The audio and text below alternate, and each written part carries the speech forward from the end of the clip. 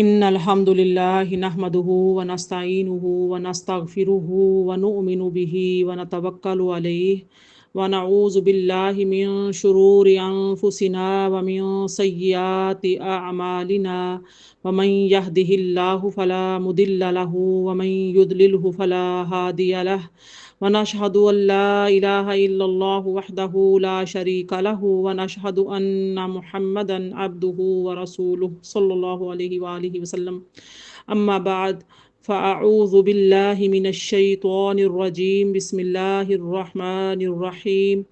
قال الله تعالى فيه القرآن المجيد والفرقان الحميد حامين تنزيل من الرحمن الرحيم کتاب فصلت آیاته قرآنا عربیا لقوم یعلمون بشیرا ونذیرا فأعرض أكثرهم فهم لا يسمعون وقالوا قلوبنا في أكنة مما تدعونا إليه وفي آذاننا وقر ومن بيننا وبينك حجاب فاعمل اننا عاملون صدق اللہ العظیم۔ ترجمہ سماعت فرمائیں۔ اللہ کے نام سے شروع کرتی ہوں جو نہایت مہربان نہایت ہی رحم کرنے والا ہے۔ حامیم حروف مقطعات میں سے ہے۔ حقیقی معنی اللہ اور اس کے رسول صلی اللہ علیہ وآلہ وسلم اللہ رب العزت کے دیے ہوئے علم سے بہتر جانتے ہیں۔ نہایت مہربان بہت رحم فرمانے والے رب کی جانب سے اتارا جانا ہے اس کتاب کا جس کی آیات واضح طور پر بیان کر دی گئی ہیں، علم و دانش رکھنے والی قوم کے لیے عربی زبان میں قرآن ہے، خوشخبری سنانے والا ہے اور ڈر سنانے والا ہے۔ پھر ان میں سے اکثر لوگوں نے روگردانی کی سو وہ اسے سنتے ہی نہیں ہیں اور کہتے ہیں کہ ہمارے دل اس چیز سے غلافوں میں ہیں جس کی طرف آپ ہمیں بلاتے ہیں، اور ہمارے کانوں میں بہرے پن کا بوجھ ہے اور ہمارے اور آپ کے درمیان پردہ ہے، سو آپ اپنا عمل کرتے رہیے، ہم اپنا عمل کرنے والے ہیں۔ رب اشرح لی صدری ویسر لی امری واحلل عقدۃ من لسانی یفقہوا قولی اللہم فقہنا فی الدین وبک نستعین آمین یا رب العالمین۔ نہایت ہی قابل احترام میری پیاری بہنوں، السلام علیکم ورحمۃ اللہ وبرکاتہ۔ الحمدللہ ثم الحمدللہ، ہم اللہ رب العزت کی دی ہوئی توفیقات سے آج ہم سورہ حامیم السجدہ، جس کو سورہ فصلت بھی کہا جاتا ہے، سورہ نمبر 41 یعنی کہ 41 نمبر سورہ جو ہے وہ ہم شروع کرنے جا رہے ہیں۔ میں نے آپ کے سامنے اس سورہ مبارکہ کی 5 آیات کو تلاوت کیا ہے حصول ثواب کی نیت سے اور ترجمہ پیش کیا ہے۔ ان آیات مبارکہ کی تفسیر میں جانے سے پہلے ہم یہ دیکھ لیتے ہیں کہ سورہ مبارکہ کی جو نام حامیم سجدہ رکھا گیا ہے یا فصلت بھی بعض جگہ پر کہا جاتا ہے، تو پھر یہ اس کے کیا وجوہات ہیں، اس کا زمانہ نزول کیا ہے، اس میں کتنی آیات ہیں، یہ سب ہم جان لیتے ہیں۔ بر صغیر اور دیگر مشرقی ممالک میں اس سورت کا نام حامیم السجدہ مشہور ہے۔ حامیم کی وجہ یہ ہے کہ سورہ مومن جو اس سے پہلے ہم نے الحمدللہ کل مکمل کی ہے، سورہ مومن سے سورہ احقاف تک 7 صورتوں کی جو ابتدا ہے یعنی کہ جو شروعات ہے وہ حامیم سے ہوئی ہے۔ اور سجدہ جو اس کا نام ہے یہ اس لیے ہے کہ اس صورت میں ایک سجدہ قرآن ہے، اور جو مغربی ممالک ہیں اس صورت کا نام فصلت لیتے ہیں، کیونکہ جو اس سورہ مبارکہ کی آیت نمبر 3 جو ہے اس میں کتاب فصلت آیاتہ، یہ آیت نمبر 3 میں فصلت کا لفظ آیا ہے، اس لیے یعنی کہ اس سورہ مبارکہ کو سورہ فصلت بھی کہا جاتا ہے۔ جیسے کہ ہم نے سورہ مومن کے نام پڑھے تھے، ہم نے کہا تھا اس کے 2 نام ہیں، سورہ غافر اور سورہ مومن، تو ان کی سورہ مومن اور سورہ غافر جو ہے چونکہ آیات میں آیا تھا تو اس لیے ان کے اس صورت کو بھی 2 ناموں سے پکارا جاتا ہے، تو لہٰذا یہ صورت بھی فصلت بھی بعض مقامات میں لکھی ہوئی ہوتی ہے اور بعض جگہ پر حامیم سجدہ بھی ہوتا ہے، تو اس سورہ مبارکہ کے بھی 2 نام ہیں۔ یہ صورت ان دوسری صورتوں سے ممیز اور ممتاز ہے جن کی ابتدا جو ہے وہ حامیم سے کی گئی ہے، اور یہ اس پر سب کا اتفاق ہے کہ یہ سورہ جو ہے وہ مکی ہے۔ ترتیب مصحف کے اعتبار سے اس سورت کا جو نمبر ہے وہ 41 ہے، اور ترتیب نزول کے اعتبار سے اس سورہ کا نمبر 61 ہے۔ یہ سورہ مومن کے بعد اور سورہ زخرف سے پہلے نازل ہوئی ہے، یعنی سورہ مومن اور سورہ زخرف کے درمیان میں یہ سورہ مبارکہ جو ہے وہ نازل ہوئی ہے۔ تو یہ سورہ نبی صلی اللہ علیہ وسلم کی بعثت کے بعد ابتدائی دور تبلیغ میں نازل ہوئی ہے۔ امام ابن ابی شیبہ اور امام ابو یعلا احمد بن علی، امام ابو نعیم اصبہانی، امام حاکم نشاپوری اور امام احمد بن حسین بھیکی اور امام علی بن حسن ابن عساکر اپنی اپنی سندوں کے ساتھ حدیث مبارکہ سے روایت کرتے ہیں کہ حضرت جابر بن عبداللہ رضی اللہ تعالی عنہما بیان کرتے ہیں کہ ایک دن قریش اکٹھے ہوئے اور کہنے لگے کہ کسی بڑے جادوگر کاہن اور شاعر کو ڈھونڈ کر لاؤ تو وہ اس شخص کے پاس جائے جس نے ہماری جماعت میں تفرقہ ڈال دیا ہے اور ہمارے دین کی مذمت کی ہے، وہ ان سے بحث کرے اور دیکھے کہ ان کو کیا جواب دیتے ہیں۔ انہوں نے کہا ہمیں تو عتبہ بن ربیعہ کے سوا کوئی شخص نظر نہیں آتا۔ پھر عتبہ نبی صلی اللہ علیہ وآلہ وسلم کے پاس گیا اور کہا کہ اے محمد صلی اللہ علیہ وسلم، آیا تم افضل ہو یا عبداللہ، یعنی کہ تمہارے ابا جان جو ہیں وہ افضل ہیں یا آپ خود افضل ہو؟ رسول اللہ صلی اللہ علیہ وآلہ وسلم نے عتبہ کے اس سوال پر خاموشی اختیار فرمائی۔ پھر عتبہ نے کہا کہ تم افضل ہو یا عبد المطلب، یعنی کہ آپ کے جو دادا تھے ان کا نام عبد المطلب تھا جیسا کہ آپ کو علم ہے۔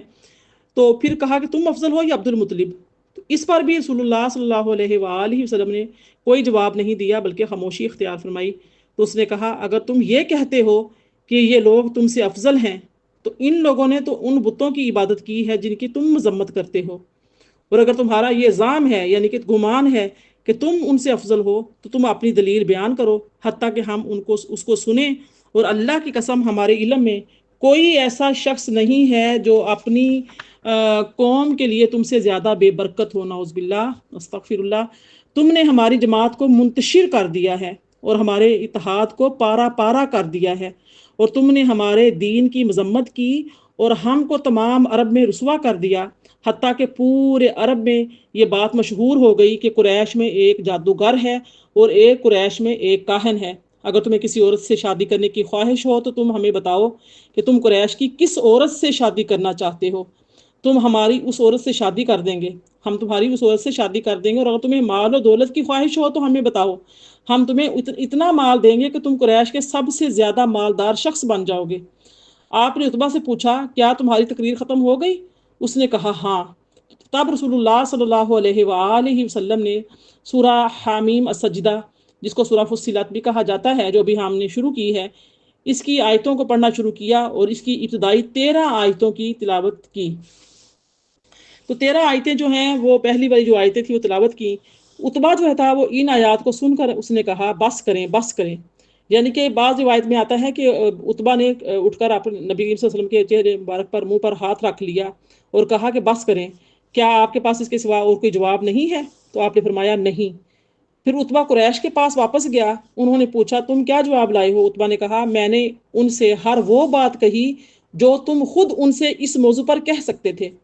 تو انہوں نے پوچھا پھر انہوں نے تم کو کیا جواب دیا، یعنی کہ رسول اللہ نے آپ کو کیا جواب دیا؟ تو اس نے کہا اس ذات کی قسم جس نے آسمان اور زمین کو قائم کیا، میں ان کی کوئی بات نہیں سمجھ سکا سوائے اس کے کہ انہوں نے کہا میں تم کو ایسے ہولناک کڑک والے عذاب سے ڈرا رہا ہوں جیسا ہولناک کڑک والا عذاب عاد اور سمود پر آیا تھا۔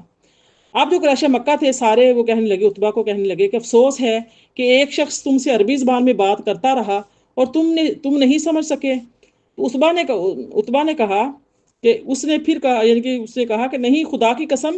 میں اس کے سوا اور کچھ نہیں سمجھ سکا کہ انہوں نے ہولناک کڑک والے عذاب کا ذکر کیا ہے۔ تو یہ جو یعنی کہ سورہ مبارکہ کا تھا شان نزول، اور اب اس میں جو دیگر مشمولات ہیں، جو مضامین ہیں، وہ یہ ہیں کہ اس سورہ میں یہ بتایا گیا ہے کہ اللہ تعالیٰ نے اپنی رحمت کے تقاضے سے قرآن مجید نازل فرمایا ہے جو نیک کام کرنے والوں کو ثواب کی بشارت دیتا ہے اور برے کام کرنے والوں کو عذاب سے ڈراتا ہے۔ چاہیے یہ تھا کہ مشرکین برے کاموں کو ترک کر کے عذاب سے بچ جاتے، وہ اس کی بجائے آپ سے نزول عذاب کا مطالبہ کر رہے ہیں۔ آپ کہیے کہ میں بشر ہوں، خدا نہیں ہوں، عذاب کو نازل کرنا میرے اختیار میں نہیں ہے۔ اس کائنات کو بنانا کوئی کھیل اور تماشا نہیں ہے، یہ اس عظیم الشان خالق کی حکمت کا ساختہ برداختہ ہے۔ اس میں کسی دیوی یا دیوتا کا تعاون نہیں ہے، یہ صرف اس خدائے واحد کی تخلیق ہے جس کا کوئی شریک نہیں ہے۔ تیسرا جو مضمون اس قرآن پاک میں ہے کہ کفار مکہ کو سرزنش کی ہے کہ اگر تم ہمارے رسول کی تکذیب سے باز نہ آئے تو تم پر بھی اس طرح عذاب آئے گا جیسا عذاب تم سے پہلی تکذیب کرنے والی قوموں پر آتا رہا۔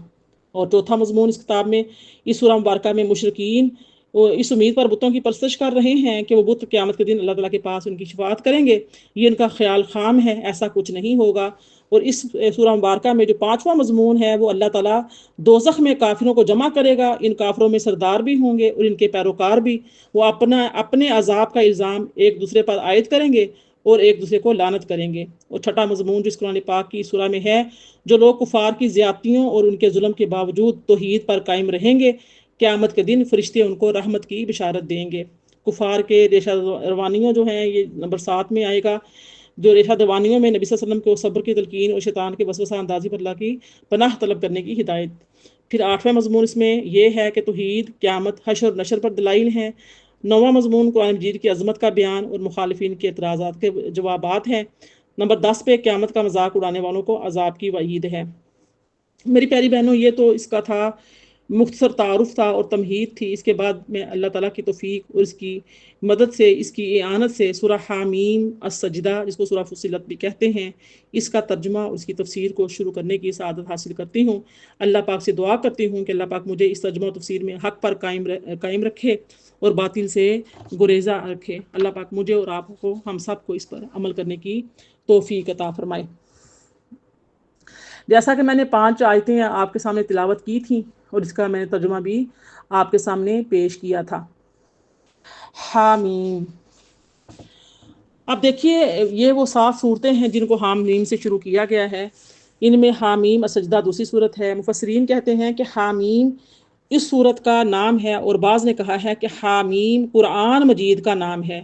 اور اس کا قرآن مجید پر اطلاق حقیقتاً ہے۔ اور ایک قول یہ آتا ہے کہ ہا سے مراد حبیب کی طرف اور میم سے محبوب کی طرف اشارہ ہے، گویا کہ یوں فرمایا یہ حبیب سے محبوب کی طرف خطاب ہے، یعنی کہ اللہ تعالیٰ کا اپنے محبوب کی طرف خطاب ہے۔ اور دوسرا قول یہ آتا ہے کہ ہا سے حکمت کی طرف اور میم سے منت کی طرف اشارہ ہے، منت کی طرف اشارہ ہے، یعنی اللہ تعالیٰ کا اپنے بندوں پر منت اور احسان ہے کہ اس نے اپنی حکمت سے معمور کلام کو ان کی طرف نازل فرمایا،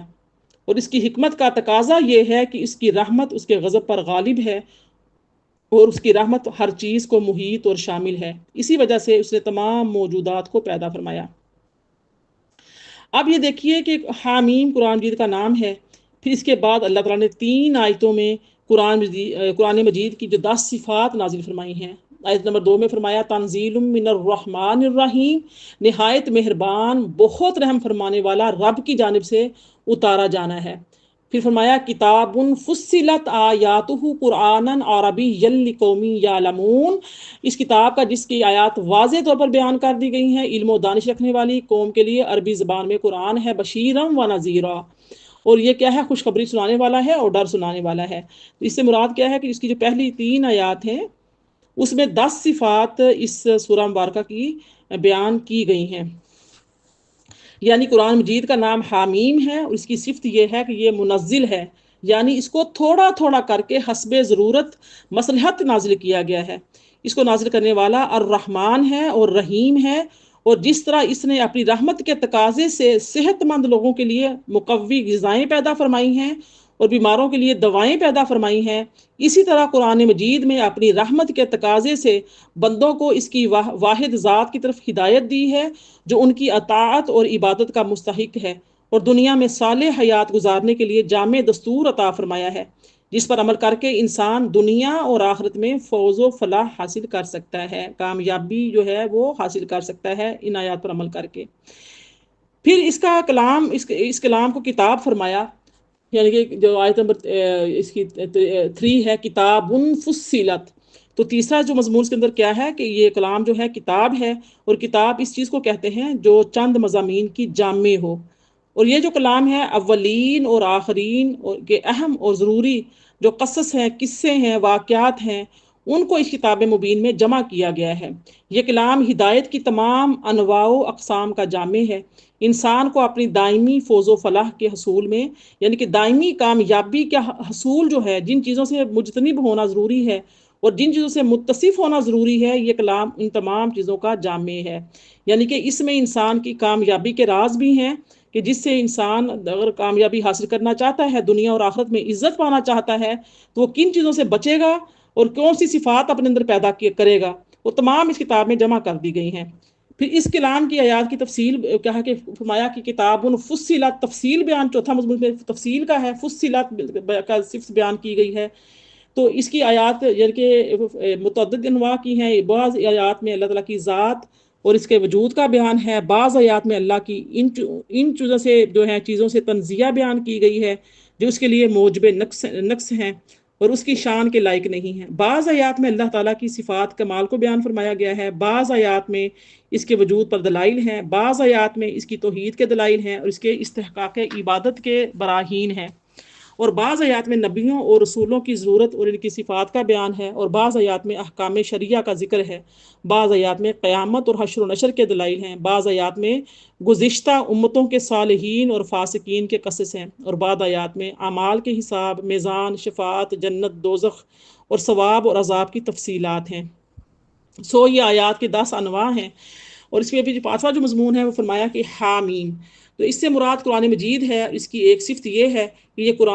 قرآن ہے، اور قرآن لفظ کارا آ سے بنا ہے، تو یہ قرن سے اگر کارا آ سے بنا ہو تو کارا کا معنی ہے پڑھنا، اور اس کو قرآن اس لیے فرمایا کہ یہ دنیا میں سب سے زیادہ پڑھا جاتا ہے۔ قرآن مجید کے سوا دنیا میں کسی کتاب کا کوئی حافظ نہیں ہے۔ اور اس میں ایک بات آتی ہے کہ ایک بار پنڈت رام چند نے صدر الافاضل مولانا سید نعیم الدین مراد آبادی سے کہا کہ مجھے تمہارے قرآن کے 14 پارے حفظ ہیں، تم بتاؤ تمہیں ہمارا وید کتنا حفظ ہے؟ تو صدر الافاضل جو ہیں جو صدر الفاضل تھے نا مولانا سید نعیم الدین مراد آبادی، انہوں نے فرمایا کہ یہ تو میرے قرآن کا کمال ہے کہ وہ دشمن کے سینے میں بھی چلا گیا، اور یہ تمہارے وید کا نقص ہے کہ تمہیں خود بھی وید کی عبارت حفظ نہیں ہے۔ مکمل وید کو حفظ کرنا تو الگ رہا، تم مجھے اس کے چند صفحات کی عبارت ہی زبانی سنا دو۔ تو یہ سن کر پنڈت رام چند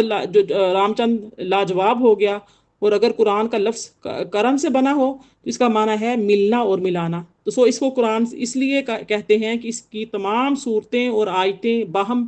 ان کا آپس میں ربط ہے، مربوط ہیں، ملی ہوئی ہیں، اور یہ قرآن بندوں کو اللہ تعالیٰ سے ملاتا ہے، کیونکہ اللہ پاک نے سورہ ابراہیم کی آیت نمبر 4 میں فرمایا وَمَا أَرْسَلْنَا مِن رَّسُولٍ إِلَّا بِلِسَانِ قَوْمِهِ، ہم نے ہر رسول کو اس کی قوم کی زبان میں مبعوث فرمایا۔ تو میری پیاری بہنوں، یہ دیکھیں یہ تو تھا اس کا۔ اب دیکھیں یہ 4 آیتیں تو آپ کو میں نے کر دی، بیان کر کے بتا دیا۔ اب اس کی جو ہے آیت نمبر جو 5 ہے وہ دیکھ لیجئے۔ 5 میں فرمایا اللہ پاک نے وَقَالُوا قُلُوبُنَا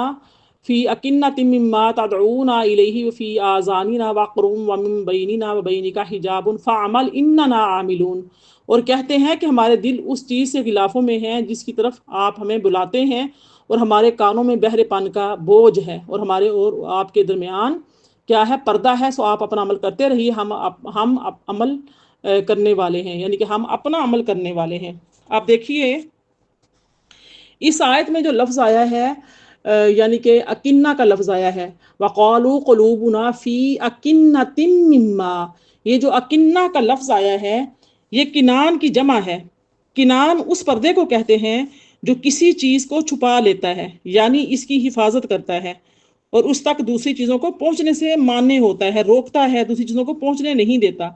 تو مشرکین کا یہ کہنا تھا کہ ہمارے دلوں پر ایسے پردے پڑے ہوئے ہیں جو آپ کی دعوت اور پیغام کی فہم اور اس کو سمجھنے سے رکاوٹ ہیں۔ اور اس آیت میں جو لفظ وقر آیا ہے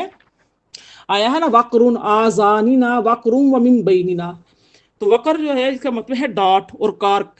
بوتل کے اوپر ایک مضبوط کاک لگا ہوا ہوتا ہے نا، جو ہم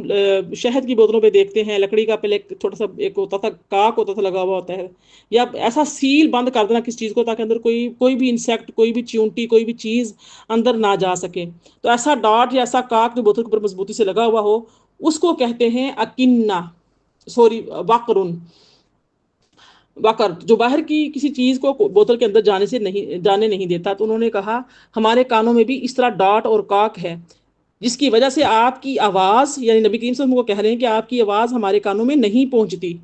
دراصل ان کے دلوں پر دنیا کی گوناگوں رنگینیوں اور اس کی زیب و زینت کی محبت کے کفل لگے ہوئے تھے، اس لیے وہ کوئی ایسی بات سننے اور سمجھنے کے لیے تیار نہیں تھے جس کی وجہ سے ان کی ناجائز خواہشوں کا پورا ہونے میں کوئی کمی آتی یا غیر شرعی لذت اندوزی میں کوئی فرق پڑتا۔ قرآن مجید میں اللہ پاک نے سورہ بقرہ کی آیت نمبر 88 میں فرمایا وَقَالُوا قُلُوبُنَا غُلْفٌ بَل لَّعَنَهُمُ اللَّهُ بِكُفْرِهِمْ، اور انہوں نے کہا بلکہ ہمارے دلوں پر غلاف چڑھے ہوئے ہیں، بلکہ ان کے کفر کی وجہ سے اللہ نے ان پر لعنت کر دی ہے۔ اب اس آیہ مبارکہ میں فرمایا اور ہمارے اور آپ کے درمیان حجاب ہے، پردہ ہے، یہ حجاب ان کی اندھی تقلید اور باطل خواہشوں اور کفر اور شرک کے ساتھ ان کی شدید وابستگی اور سخت محبت کا ہے، یعنی کہ سخت محبت کرتے تھے وہ اپنے بتوں کے ساتھ، اپنے دیوتاؤں کے ساتھ، اپنی نفسانی خواہشات کے ساتھ، کفر اور شرک کے ساتھ وہ اتنا جڑے ہوئے تھے، اتنی ان کی شدید وابستگی تھی، اتنی سخت محبت تھی، جس کی وجہ سے اللہ پاک نے ان کے یعنی کہ عقلوں پر پردہ ڈال دیا تھا، اور وہ یہی کہتے تھے کہ ہمیں آپ کی باتیں سمجھ میں نہیں آتی ہیں، نبی صلی اللہ علیہ وسلم جو آپ ہمارے کلام لے کر آئے ہیں، جو باتیں ہم سے کرتے ہیں، ہمیں ان کی سمجھ نہیں آتی، ہمارے کانوں میں پردہ پڑا ہوا ہے۔ اب اس آیت میں صرف ان کے دلوں اور کانوں کا ذکر فرمایا یعنی کہ اللہ پاک نے، اور دل سے مراد کیا ہوتا ہے؟ دل سے مراد عقل ہے، اور عقل ادراک کا اصل ذریعہ ہے، اور کانوں کے ذریعے کوئی بات عقل تک رسائی حاصل کرتی ہے، ظاہر ہے کوئی بھی بات ہو تو کانوں کے ذریعے۔ تو اس کو جو آیت مبارکہ کا جو خلاصہ یہ ہے کہ ادراک کے تمام جو ذرائع ہیں جو انہیں حاصل تھے، وہ ان کی ناجائز خواہشوں اور اندھی تقلید کی وجہ سے معطل ہو چکے تھے، اس لیے انہوں نے کہا کہ آپ اپنا کام کیجئے، ہم اپنا کام کرتے رہیں گے، یعنی ہم آپ کے پیغام پر عمل نہیں کریں گے۔ آئیے اب آیت نمبر 6 دیکھتے ہیں، بہت امپورٹنٹ آیہ مبارکہ ہے اور ہمارے عقیدے سے متعلق ہے، اس کو غور سے سنیے گا اور اس کو اپنے تمام عقائد کو درست کیجیے گا۔ فرمایا قل انما انا بشر مثلکم یوحی الی انما الہکم الہ واحد فاستقیموا الیہ واستغفروہ وویل للمشرکین۔ فرمایا اے نبی صلی اللہ علیہ وآلہ وسلم، آپ فرما دیجئے، یعنی کہ ان کے پردے ہٹانے اور سننے پر آمادہ کرنے کے لیے فرما دیجئے کہ اے کافرو، بس میں ظاہراً آدمی ہونے میں تم ہی جیسا ہوں، پھر مجھ سے اور میری دعوت سے اس قدر کیوں گریزاں ہو؟ میری طرف یہ وحی بھیجی گئی ہے کہ تمہارا معبود فقط معبود یکتا ہے، پس تم اسی کی طرف سیدھے متوجہ رہو اور اسی سے مغفرت چاہو، اور مشرکوں کے لیے ہلاکت ہے۔ آئے اس آیہ مبارکہ کو اچھے طریقے سے سمجھ لیتے ہیں، یعنی کہ اے نبی صلی اللہ امام جو فخر الدین محمد بن عمر رازی شافی، وہ اپنی سورہ حامیم کی جو سورہ حامیم سجدہ کی جو آیت نمبر 6 ہے، اس کی تفسیر میں لکھتے ہیں کہ آپ یوں فرمائیں کہ میں اس پر قادر نہیں ہوں کہ میں تم کو جبر اور قہر سے ایمان کے ساتھ متصف کروں، کیونکہ میں تمہاری مثل بشر ہوں اور میرے اور تمہارے درمیان صرف یہ امتیاز ہے کہ اللہ نے میری طرف وحی نازل فرمائی ہے اور تمہاری طرف وحی نازل نہیں کی۔ پھر اگر اللہ کی توحید پر ایمان لانے کی توفیق دے تم ایمان لے آؤ، اور اگر تم کو اس توفیق سے محروم رکھے تو اس پر ایمان لانے کو رد کر دو۔ علامہ ابو عبداللہ محمد بن احمد مالکی قطبی وہ اس کی تفسیر میں لکھتے ہیں کہ میں فرشتہ نہیں ہوں، اولاد آدم سے ہوں۔ حسن بصری فرماتے ہیں کہ اللہ تعالیٰ نے اس قول سے آپ کو تواضع کی تعلیم دی ہے۔ قاضی عبداللہ بن عمر بیضاوی شافعی لکھتے ہیں کہ میں فرشتہ یا جن نہیں ہوں کہ تمہارے لیے مجھ سے استفادہ کرنا ممکن نہ ہو، کہ تم میری بات کو سمجھ نہ سکو، اور نہ میں تمہیں کسی ایسی چیز کی دعوت دیتا ہوں جس سے عقل اور کان متنفر ہوں، میں تو تم کو صرف توحید کی اور نیک عمل کی دعوت دیتا ہوں، تو جن کی صحت پر عقل دلالت کرتی ہے اور نقل بھی اس کے درست ہونے پر شاہد ہے۔ علامہ سید محمود علوسی نے علامہ بیضاوی کی اس عبارت کو نقل کرتے ہوئے فرمایا ہے کہ علامہ سید محمد نعیم الدین مراد آبادی وہ لکھتے ہیں کہ میں دیکھا بھی جاتا ہوں، یعنی کہ نبی صلی اللہ علیہ وسلم جو کہتے ہیں کہ آنا باشر مثلکم،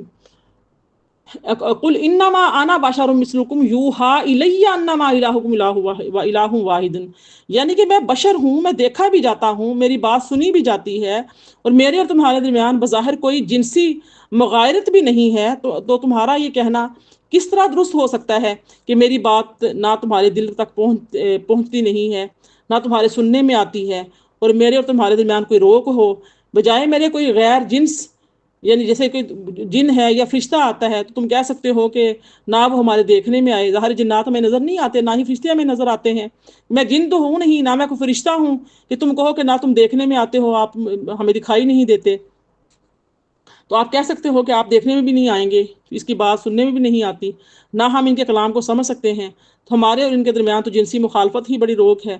لیکن یہاں تو ایسا نہیں ہے، کیونکہ میں بشری صورت میں جلوہ نما ہوا ہوں، تو تمہیں مجھ سے مانوس ہونا چاہیے، میرے کلام کے سمجھنے اور اس سے فائدہ اٹھانے کی بہت کوشش کرنی چاہیے، کیونکہ میرا مرتبہ بہت بلند ہے، میرا کلام بہت عالی ہے، اس لیے کہ میں وہی کہتا ہوں جو مجھے وہی کی جاتی ہے۔ آپ دیکھیے نا کہ جیسے ہم ہیں، ہمارا کوئی مل جائے، ہمیں اپنا پاکستانی انڈین مل جائے، بنگالی مل جائے، ہماری کوئی لینگویج جو ہمیں جانتا ہو، ہماری بات کو جو سنتا ہو سمجھتا ہو، تو ہمیں ہماری انسیت ہو جاتی ہے، دوستی ہو جاتی ہے، ہم ان کے قریب بیٹھنے لگتے ہیں، ملنے ملانے لگتے ہیں، بات سنتے ہیں، بات کہنا ہمارے لیے آسان ہو جاتا ہے۔ تو جو لینگویج ہم نہیں جانتے تو پھر ہم ان سے دور ہٹتے ہیں۔ تو یہی فرمایا جا رہا ہے کہ میں تو عرب میں آیا ہوں، تمہاری عربی زبان میں بات کر رہا ہوں، تم جیسا بشر ہوں۔ اب یہاں پر جو ہے فائدہ یہ ہے کہ سید عالم صلی اللہ علیہ وسلم کا بلحاظ ظاہر انا بشر مثلکم فرمانا حکمت ہدایت اور ارشاد کے لیے بطریق تو واضح ہے، یہ آج عجز و انکساری ہے، اور جو کلمات توازے کے لیے کہے جائیں تو وہ توازے کرنے والے کو علو منصب کے دلیل ہوتے ہیں۔ چھوٹوں کا ان کلمات کو اس کی شان میں کہنا یا اس سے برابری ڈھونڈنا ترک ادب اور گستاخی ہوتا ہے۔ یہ مسئلہ ہے جو آپ سمجھ لیں کہ ہم جیسے عام گناہگار انسان، اگرچہ ہم انسان ہیں، لیکن نبی کریم صلی اللہ علیہ وآلہ وسلم کی شان میں، بے ادبی میں، گستاخی میں یہ کہنا کہ اللہ نے قرآن میں فرمایا ہے کہ اے نبی تم میرے جیسے ہو، ہمارا نبی بھی ہمارے جیسے ہیں، تو ایسا جو چھوٹے ہوتے ہیں ان کا ایسا بات کرنی، جیسے ماں کا درجہ ہے، ماں ماں ہے، اور باپ کا درجہ باپ کا درجہ ہے، اس طرح آپ کے جو استاد کا درجہ ہوتا ہے وہ استاذ کا درجہ ہوتا ہے، وہ استاد عام آدمی کی طرح نہیں ہوتا، کیونکہ اس کا اور آپ کے ساتھ ایک خاص رشتہ ہوتا ہے۔ ایسے والدین جو ہوتے ہیں، وہ آپ کے جو والدین ہیں وہ آپ کے والدین ہیں، ان کا مرتبہ بلند ہے، یعنی کہ اونچا ہے، اور اللہ کے نبی صلی اللہ علیہ وسلم اگرچہ بشر ہیں لیکن آپ کا رتبہ آپ بہت اعلیٰ ہے، آپ افضل البشر ہیں، آپ صلی اللہ علیہ وسلم اللہ کے محبوب نبی ہیں، آپ امام الانبیاء ہیں، آپ خاتم النبیین اور خاتم المرسلین ہیں، آپ صلی اللہ علیہ وآلہ وسلم کی طرف اللہ پاک کی وحی نازل ہوئی، تو اس لیے آپ افضل البشر ہیں، تو لہٰذا جو چھوٹے ہوتے ہیں ان کے لیے یہ یعنی کہ مناسب نہیں ہے کہ وہ یہ برابری ڈھونڈیں یا ترک ادب اور گستاخی کریں، تو کسی امتی کو یہ روا نہیں کہ وہ حضور علیہ السلام سے مماثل ہونے کا دعویٰ کرے کہ ہماری ہی مثل ہیں۔ یہ کہنا، ایسی بات کہنا کہ نبی کریم صلی اللہ علیہ وآلہ وسلم ہماری مثل ہیں، بشر ہیں، تو یہ اللہ پاک نے نبی کو عاجزی انکساری اختیار کرنے کے لیے اللہ پاک نے اپنے نبی کے لیے یہ کلمات طیبات کہے ہیں، اور ہمیں نہیں سوٹ کرتا کہ ہم ایسی بحثوں میں پڑھیں، ایسے بحث مباحثہ ہمیں زیب نہیں دیتا اور ہم گناہ گار کہلائیں گے۔ یہ بھی ملحوظ رہنا چاہیے کہ آپ کی جو بشریت بھی سب سے اعلیٰ ہے، ہماری بشریت کو اس سے کچھ نسبت نہیں ہے، آپ تو پاک سلبوں سے پیدا کیے گئے ہیں نا، تو رسول اللہ صلی اللہ علیہ وسلم کا بشر ہونا بھی ایک معرکۃ الآراء مسئلہ ہے، اور اس میں بہت تفرید کی گئی ہے۔ تو بعض لوگ اس میں غلو کرتے ہیں اور آپ کو نور محض مانتے ہیں اور آپ کے بشر ہونے کا انکار کرتے ہیں، اور بعض اس مسئلے پر تفرید کرتے ہیں اور آپ کو اپنا سا بشر کہتے ہیں۔ تو تحقیق یہ ہے کہ آپ بشر ضرور ہیں لیکن افضل البشر ہیں، اور آپ کے کسی وصف میں آپ کا کوئی یعنی کہ ثانی نہیں ہے، کوئی مماثل نہیں ہے، آپ کے کوئی مثل نہیں ہے۔ صدر الشریعہ علامہ امجد علی فرماتے ہیں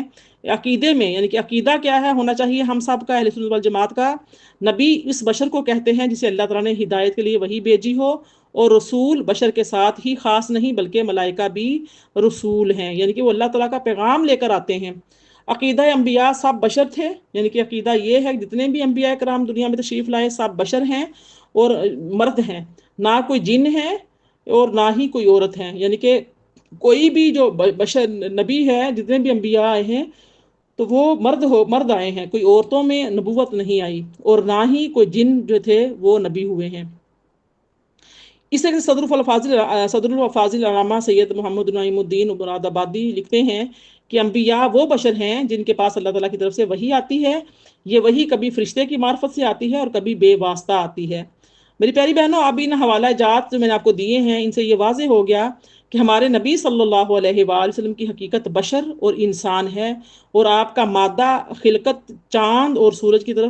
طرح حصی نور نہیں ہے۔ نہ تو آپ سورج کی طرح آپ کا نور ہے، نہ چاند کی طرح آپ کا نور ہے۔ آپ نور ہدایت ہیں، جو آپ کو کہا جاتا ہے نا کہ آپ نور ہیں، اس نور سے مراد کیا ہے؟ ہدایت ہے۔ آپ نور ہدایت ہیں، اور نور ہدایت ہی حصی نور سے افضل ہے۔ وہ نور جو ہم محسوس کرتے ہیں، جیسے سورج ہے، چاند ہے، چمکتا دمکتا ہمیں نظر آتا ہے، ہم اس کو محسوس کرتے ہیں، تو جو نور ہدایت ہوتا ہے وہ افضل ہوتا ہے اس نور سے، جو حصی نور ہے، جو چاند ہے، سورج ہے، ایسے جو ستارے ہیں،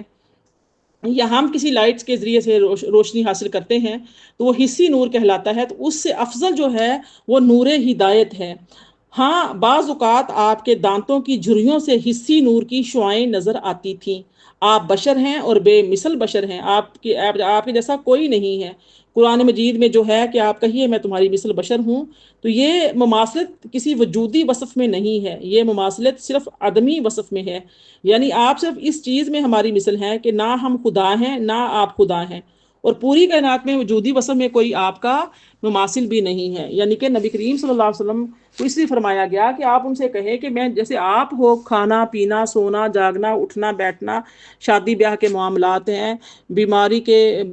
تندرستی کے معاملات ہیں، اور دیگر جو معاملات ہیں وہ سارے جیسے آپ کرتے ہو ویسے ہی میں کرتا ہوں۔ تو نبی صلی اللہ علیہ وسلم کا بشر ہونا بھی ایک اہم مسئلہ ہے۔ تو ہمارے زمانے میں بعد واعظین نے یہ مشہور کر رکھا ہے کہ نبی صلی اللہ علیہ وسلم کی حقیقت نور تھی اور بشریت آپ کا لباس تھی، جبکہ اس کے برخلاف قرآن مجید کے متعدد نصوص ہیں، ان میں تصریح ہے کہ آپ بشر تھے اور نوع انسانی سے تھے۔ اگر آپ کی حقیقت بشر اور انسان نہ ہوتی تو آپ انسانوں کے لیے اسوہ حسنہ اور نمونہ نہ ہوتے، اور آپ کے اعمال انسانوں پر حجت نہ ہوتے، اور انسانوں کے لیے آپ سے استفادہ کرنا ممکن نہ ہوتا۔ تو لہٰذا کیا ہے، آپ صلی اللہ علیہ وآلہ وسلم اللہ کے محبوب نبی ہیں، افضل البشر ہیں۔ آپ کی مثال کوئی نہیں، آپ کی مثل کوئی نہیں ہے۔ اب آگے دیکھیے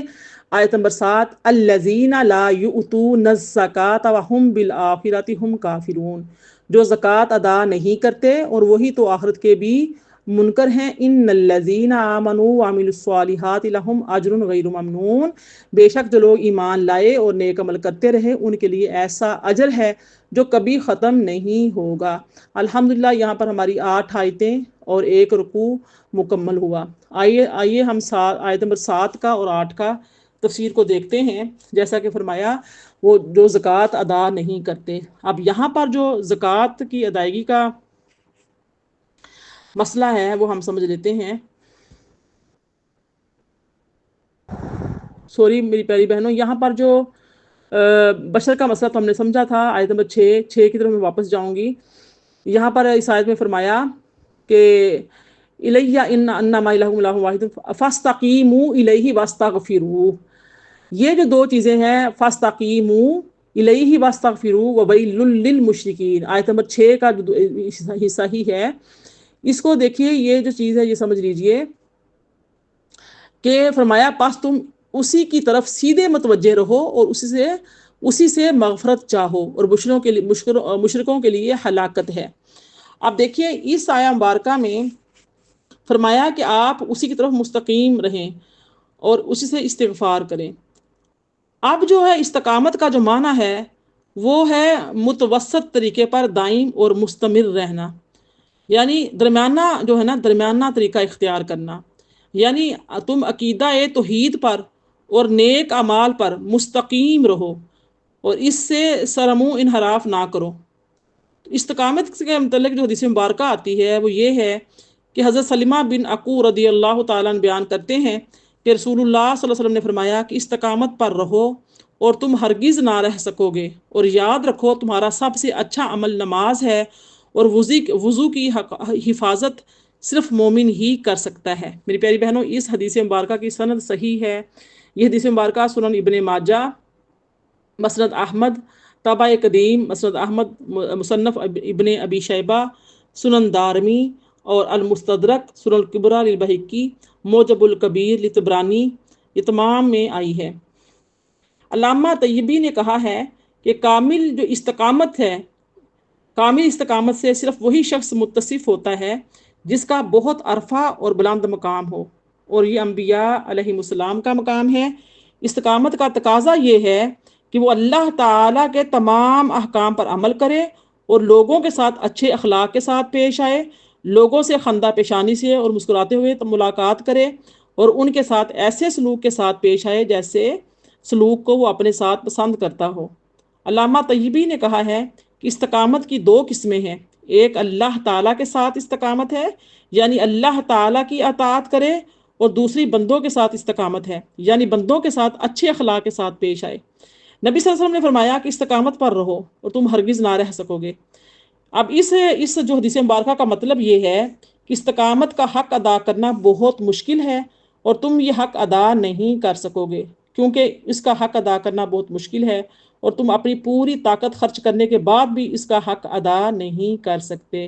بس تم حتی الوسیع نیک کام کرتے رہو اور نیکی کرنے کے قریب رہو، کیونکہ تم تمام نیک اعمال کا احاطہ نہیں کر سکتے، اور مخلوق سے کوئی نہ کوئی قصور، کوئی نہ کوئی غلطی کوتاہی ہو جاتی ہے، تقصیر ہو جاتی ہے، کوتاہی ضرور ہوتی ہے، جس پر اسے بعد میں ملال ہوتا ہے، شرمندگی ہوتی ہے۔ تو اس سے آپ کا مقصد اس پر تنبیہ کرنا ہے کہ پوری کوشش کرنے کے باوجود تم سے کوئی نہ کوئی تقصیر یعنی کہ قصور، کوئی غلطی، کوئی کوتاہی ضرور ہو جائے گی۔ تو قاضی کہتے ہیں کہ آپ نے یہ اس لیے فرمایا کہ تم اس سے غافل نہ ہو اور نیکی کے حصول میں حد سے زیادہ مشقت میں نہ پڑو اور اللہ کی رحمت سے مایوس نہ ہو۔ تم اپنے عجز اور قصور کی بنا پر جو نہیں کر سکتے، اللہ تعالیٰ اس سے درگزر فرمائے گا۔ اب دیکھیے، جو علامہ طیبی نے یہ کہا ہے کہ آپ نے جو فرمایا ہے کہ تم ہرگز نہ کر سکو گے، تو یہ اس لیے ہے کہ اگر استقامت پر رہنا تمہارے لیے دشوار ہو تو سنو، اللہ تعالیٰ کی تم پر شفقت اور رحمت ہے وہ بے حساب ہے۔ جیسے اللہ پاک نے فرمایا سورہ آل عمران کی آیت نمبر 102 میں، اتقوا اللہ حق تقاتہ، اللہ سے اس طرح ڈرو جس طرح ڈرنے کا حق ہے، یعنی کما حقہ تقوی حاصل کرنا اور کما حقہ اس سے ڈرنا واجب ہے۔ پھر اس پر تنبیہ فرمائی کہ عام مسلمانوں کے لیے اس مرتبے کو حاصل کرنا مشکل اور دشوار ہے، اس لیے ان پر آسانی کرتے ہوئے فرمایا فاتقوا اللہ ما استطعتم، سورۃ تغابن کی آیت نمبر 16 میں آتا ہے، سو تم اپنی طاقت کے مطابق اللہ سے ڈرو اور تقوی حاصل کرو۔ میری پیاری بہنوں، اسی طرح رسول اللہ صلی اللہ علیہ وسلم نے فرمایا کہ استقامت پر رہو، چونکہ ہر چیز میں استقامت پر رہنا امت کے لیے مشکل اور دشوار تھا، اس لیے فرمایا اور تم ہرگز نہ رہ سکو گے، اور امت کے لیے آسان حکم بیان فرما دیا۔ اور یاد رکھو تمہارے لیے سب سے اچھا عمل کیا ہے؟ نماز ہے۔ نماز پنجگانہ میں اگر انسان یعنی کہ استقامت اختیار کر لے، یعنی اگر ہر معاملے میں تمہارے لیے استقامت پر رہنا دشوار ہو، تم بعض کاموں میں استقامت لازم کر لو، اور وہ کام نماز ہے جو عبادت کی تمام انواع کے جامع ہے۔ اس میں قرآن مجید کی تلاوت ہے، تسبیح ہے، تکبیر ہے، تحلیل ہے، اور لوگوں سے بات چیت سے اپنے آپ کو روکنا ہے۔ نماز کے دوران کھانے پینے اور خواہش نفس سے رکنا ہے، اور یہ روزے کا ذائقہ ہے۔ پاکیزہ کپڑوں کے حصول کے لیے مال خرچ کرنا ہے، اور یہ زکوٰۃ کی جھلک ہے۔ بیت اللہ کی طرف منہ کرنا ہے، اور یہ حج کا نمونہ ہے۔ آرام، کاروبار اور دوستوں سے اور بیوی اور بچوں کی مجلس چھوڑ کر مسجد میں آنا ہے، یا خواتین کے لیے نماز کے لیے الگ ہو جانا ہے، تو یہ نفس سے جہاد اور جہاد اکبر ہے، اور یہ مومنوں کی معراج ہے، اور اللہ کی بارگاہ اقدس کی طرف قریب کرنے والی ہے۔ اور نماز کی حفاظت وہی کر سکتا ہے جس کا تقوی، آپ نے فرمایا جس کا جو تقوی ہے اس میں قدم راسخ ہو، تو تم نماز کو لازم رکھو اور اس کی حدود قائم کرو، خصوصاً نماز کے مقدمے کو جو کہ وضو ہے اور یہ صرف ایمان ہے۔ اور آپ نے فرمایا وضو کی حفاظت صرف مومن ہی کر سکتا ہے۔ ظاہری طہارت تو اعضاء وضو کا دھونا ہے، اور باطنی طہارت ناجائز خواہشوں سے اپنے دل کو پاک رکھنا ہے، اور اغیار کی محبت سے دل کو صاف رکھنا ہے۔ اور استقامت کے حصول میں کوشش جو ہے وہ کبھی غالب ہوتی ہے اور کبھی مغلوب ہوتی ہے، یعنی اپنے باطن کو گناہوں کے میل کچیل سے صاف رکھنے کی کوشش، اور اس میں استقامت کا ماحقہ حصول تمہارے لیے بہت مشکل اور دشوار ہے، لیکن تم اپنے باطن کو صاف رکھنے کے لیے بار بار کوشش کرتے رہو۔ جیسے تمہارا وضو ٹوٹ جاتا ہے تم پھر دوبارہ وضو کرتے ہو، اسی طرح نیکی اور پاکیزگی کے حصول میں اگر تم سے لغزش ہو جائے تو پھر دوبارہ عزم میں صمیم سے اٹھ کھڑے ہو، پھر سہ بار کوشش کرو اور ہمت نہ ہارو، اور شیطان سے شکست کو قبول نہ کرو، اور استقامت کے حصول میں تا دم مرگ لگے رہو، کیونکہ تم استقامت کے معاملے میں بشریت کے عجز اور ربوبیت کی اعانت کے درمیان ہو، اور غفلت اور تقصیر اور کوشش اور محنت کے مابین ہو،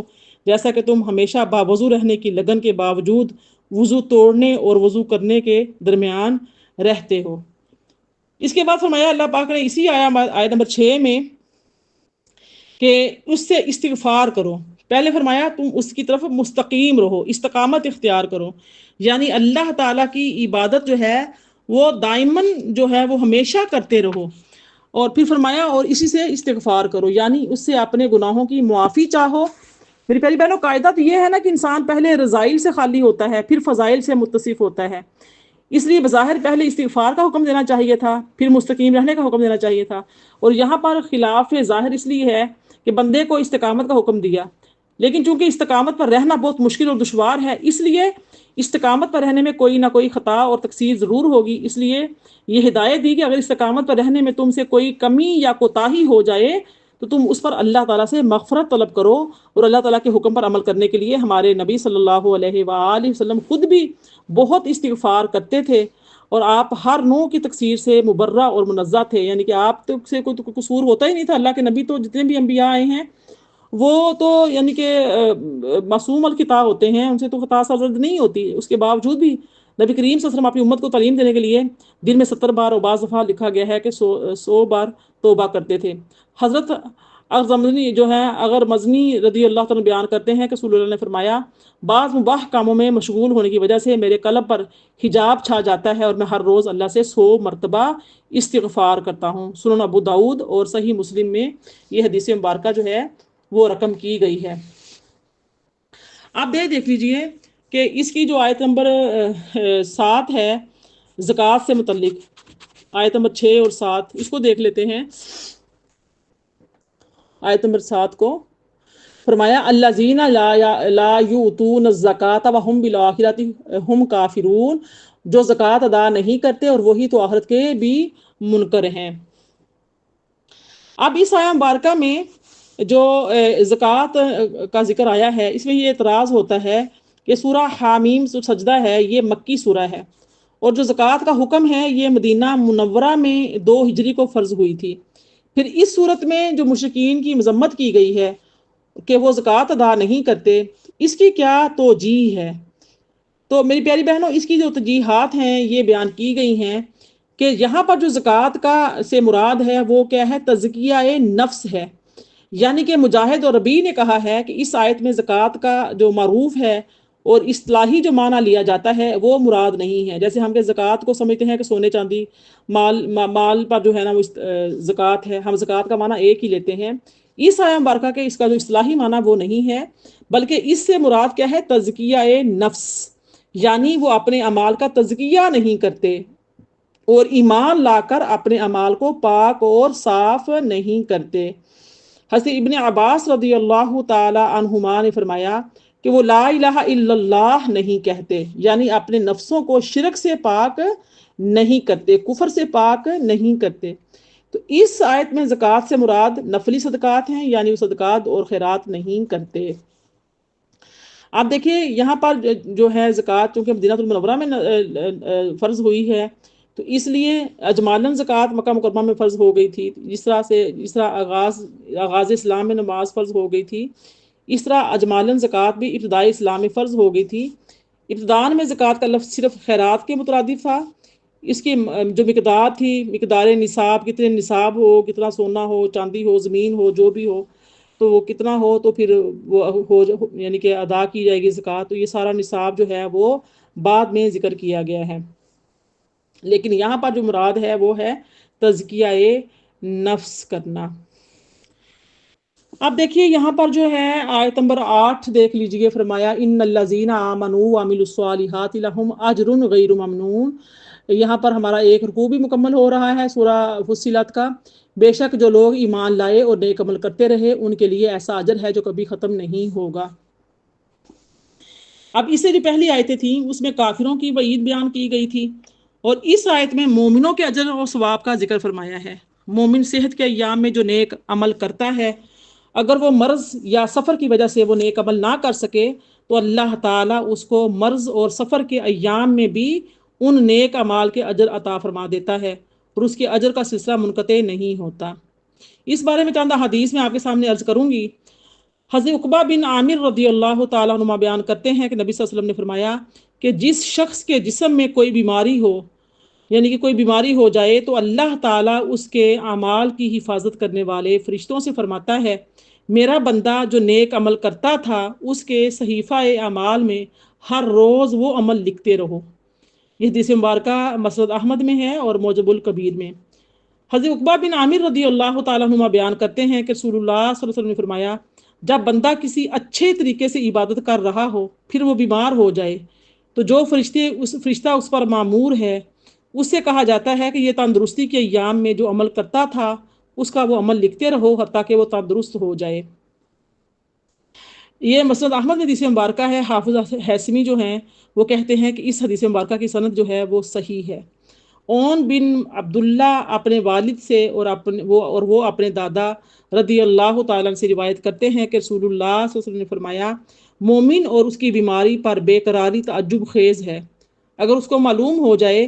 کہ اس کی بیماری میں کتنا اجر ہے تو وہ یہ چاہے گا کہ وہ تا حیات بیمار ہی رہے۔ ہم بیماری سے گھبرا جاتے ہیں، پریشان ہو جاتے ہیں، اگر اس کو انسان کو یعنی کہ ہمیں بیماری پر جو اجر دیا جاتا ہے وہ اجر ہمیں معلوم ہو جائے تو ہم یہ خواہش کریں گے کہ ہم تا حیات یعنی تا ساری زندگی بیمار رہیں۔ تو پھر رسول اللہ صلی اللہ علیہ وسلم آسمان کی طرف سر اٹھا کر ہنسنے لگے۔